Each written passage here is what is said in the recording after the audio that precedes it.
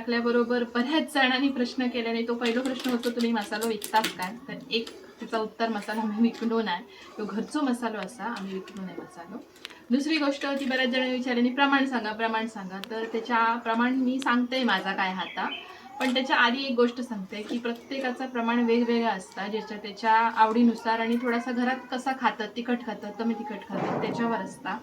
आणि दुसरी गोष्ट, मी काय असा मोठी सुगरण नाही किंवा मोठा कोण एक्सपर्ट नाही असे ह्याच्यातला की बाबा मका छान मसाला बनव घेता असं मी म्हणणे नाही. पण मी जो दरवर्षी मसाला बनवतो, आम्ही घरात जो दरवर्षी मसाला बनवतो त्याचा प्रमाण मी तुमचा मी आता सांगतलंय.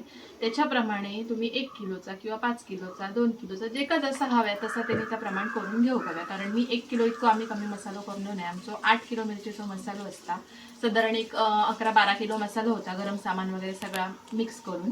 तर त्याचं प्रमाण मी तुमका सांगते. त्याच्यात बघा, बेडगी मिरची जी हा ती 3 किलो असता. त्याच्यानंतर गुंटूर मिरची जी असता ती पण 3 किलो असता आणि ती तिखट असता. त्याच्यानंतर आम्ही गावठी मिरची 1 किलो घालतो तिखटपणासाठी. गावठी आणि गुंटूर हे तिखट असतात मिरचे.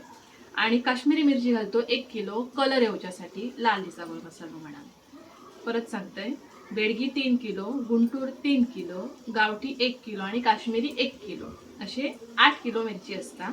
त्याच्यासाठी पहिले लागतात धणे, जे धणे खूप घातल्यानंतर मसाला गोड होता असं म्हणतात, पण आम्ही 8 किलो मिरचीत मी 2 किलो धणे घालते. जर तुमचं मसाला मिरची कमी असती तर धणे कमी घालायचे आणि 8 किलोसाठी 2 किलो.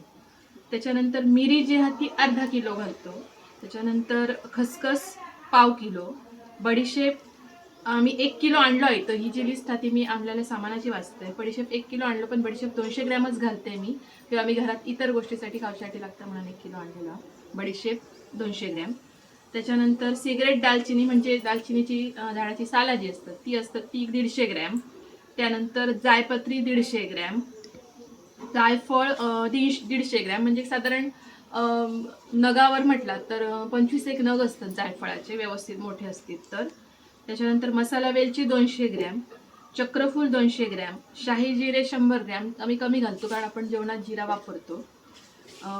हिंगखडा आपण नंतर मसाला टाकूसाठी आणला. नाग केशर आता 100 ग्रॅम. या पद्धतीने माझा ह्या सामान असा. हळद जी असा ती साधारण 200 ग्रॅम किंवा पाव किलो हळद आम्ही घालतो, कारण जेवणात नंतर आपण हळद घातलो तरी मसाल्यात थोडी लागतात. ती हळद तुमका ह्या सामानात कधीच नसतात, कारण आम्ही हळद आमची घरगुती जी हळद असतात ती घालतो. आणि दुसरी घरगुती गोष्ट घालतो ती म्हणजे ही तेजपत्ता, जे का दालचिनीची पानं जी असतात ती आमची घरची असतात, त्याच्यामुळे ती पण ह्या लिस्टमध्ये नाही आहेत. त्याच्याबरोबर ऑल स्पाइसची पण पानं आम्ही घातलंय. ही जी ऑल स्पाइस म्हणून एक मसाल्याच्या झाडाचा प्रकार आमच्याकडे हा, त्याचं पण वास चांगलं येतं, मग त्याच्याबरोबर ती पण पानं मी घालते. असो ह्यो मसाल्याचा माझा प्रमाण असा. जर 5 किलोचा करणार असाल तर त्याच्याप्रमाणे तुम्ही करून घ्यावा. आणि जे का कोणाकोणी प्रश्न होतो त्यांच्यासाठी ह्या आजच्या व्हिडिओतनं उत्तर, की माझ्या मसाल्याचं प्रमाण काय असतं.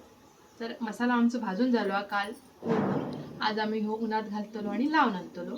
आणि नवीन मसाला आणलेल्याचा काय करतात तुमका माहीत असात तर कमेंटमध्ये नक्की सांगा. कोकणात जे घराकडे मसाला बनवतात ते मी नवीन मसाला आणून त्याचा काय बनवतात त्याचं उत्तर कमेंटमध्ये नक्की सांगा. तर आम्ही नक्की बनवीन नंतर पुढच्या व्हिडिओमध्ये. तर भेटूया नेक्स्ट व्हिडिओमध्ये.